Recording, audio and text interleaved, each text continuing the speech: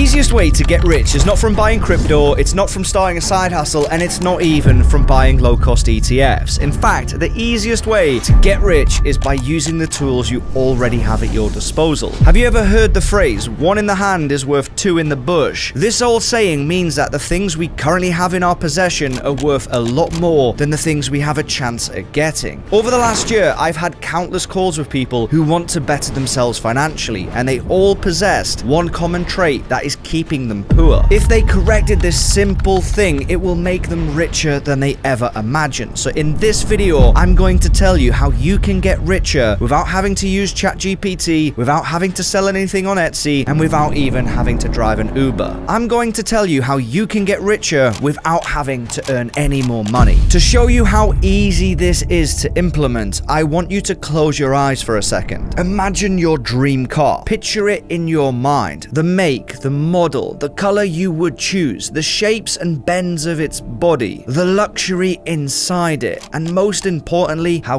goddamn sexy you would look inside that car. Now open your eyes and come back to reality for just a second. Now, to get insanely rich, we must understand this big problem, because that problem, unfortunately, is you. I guarantee when you imagined your dream car, you were not thinking of a Peugeot 208, a Toyota Yaris, and it was definitely not a Dacia Sandero. Even though these cars are economically the best bang for your buck, nobody watching this video dreamt of those cars. I bet you were dreaming of cars that look something like this, which shows my point. Even if you were already extremely rich, you would blow your cash on a car that would be economically unviable, and that is one of the big problems. You see, society has programmed you to be a reckless spender. It has built up a burrow inside your mind to make your wildest dreams as expensive and unsensible as possible. That's why so many lottery winners go bankrupt. In essence, society has set you up to fail financially, regardless of how rich you actually are. Think about the advertisers. If you buy these Calvin Kleins, you're gonna have abs like David Beckham. If you buy this aftershave, you'll be as cool as Johnny Depp. They even told you to go watch this movie and you will laugh hysterically, even though we all knew this movie would be utter trash. Yet people still bought tickets. The point is, we are all human beings seeking short-term gratification, ways to feel better about ourselves financially. Society and marketing firms exploit that, and let's be honest, they do a pretty good job. So with that in mind, I want to pose a question. Why did you click on this video? It's because I exploited your dream of wanting to be rich. So ask yourself this: Calvin Klein's, expensive aftershaves, cars and clothes, is any of it truly making you happy? Especially financially. The amount of people I know who own a Rolex without having enough money invested is truly shocking. People want to feel happiness in the short term. They want to show complete strangers they made it, they are worth something. But when these same people get a loan, financial anxiety kicks in and the reality hits home that they're actually pretty damn poor. So how do you fix this? How do you get richer than your wildest dreams? Well, going back to our one in the hand, two in the bush analogy, before we even look at new income, we should learn how to manage this better. Manage our current finances. Think about it. If you are reckless with your current money, when new money comes in, you're gonna be reckless with that too. So we need to fix it. But how do we do that? How do we guard our income, making sure we do not fall backwards? Well, the first step is to understand where you're failing, and there's an easy way to do that, and that is from separating your wants from your needs. Needs are things you can't live without: food, electricity bills, rents, mortgages, and wants are things that make life a little bit more comfortable. Gym memberships, Netflix subscriptions, even your car fits in this category. When you've separated your wants from your needs, you can start managing your money better. And the obvious place people go to is the wants, and that's a big mistake. You see, needs are easier to manage because you know you have to buy it. See if you can lower your electricity bill, maybe get a better deal with a different provider, negotiate with your landlord, or even seek a better mortgage rate. But in your needs, the easiest one is to cut back on your food spending. The average American is spending well over $9,000 a year on food. And I know that you watching this at some point in the last year has thrown food away. If you can manage these expenses better, you're taking big steps to guard your current wealth, and it will lead to a richer road in the future. Once you've done this, you can then focus on the bad stuff, the dirty little wants that society has programmed you to buy. There's a simple 4-point tip that I call the $100 rule, and if you use this, I also guarantee it will help you from making stupid decisions in the future. Whenever you buy a single item that is worth more than $100, ask these 4 questions in order. Question 1: is this a need, or is this a spur of the moment decision which belongs in my wants category? If it is a spur of the moment decision, take a full day to cool off and think about the purchase. Question 2: while you're thinking about it in your 24-hour cool off period, watch at least 3 YouTube videos reviewing the product, or try to find 3 articles that are exposing some form of weakness within the product. This is super important because if you're watching a video or reading a review that doesn't expose any weaknesses, you are watching a social marketing machine in action, and it's trying to influence you. If at the end of these 2 steps you still want to buy the item, move on to the final 2 questions. Question 3 is going over to Google and running a quick calculation. Go over to a compound interest website, put in the dollar amount, how many years left until you retire, put in a 10% estimated return on interest, click calculate, and ask if you're happy with this final number being taken away from your retirement account. If you're happy to potentially blow that amount of money, then move on to question 4. The final question is very simple. Will this item make you richer? If the answer is no, why are you buying it? Now, of course, these questions will not stop you buying everything. I understand that, but it will get you asking the right questions and help you make more sensible purchases. It will stop you falling into the societal marketing machine. And doing this will make you richer in the future. All you have to do is execute these questions and ask why you're buying these actual items. Is it because you're desperately needing gratification? Do you desperately need abs like David Beckham? Or do you just hate money? Either way, there is only one way to get insanely rich, and that is by controlling the income and assets you already have. And when you've got the hang of that, you can start knocking down 10 super easy money targets that will explode your wealth into the future.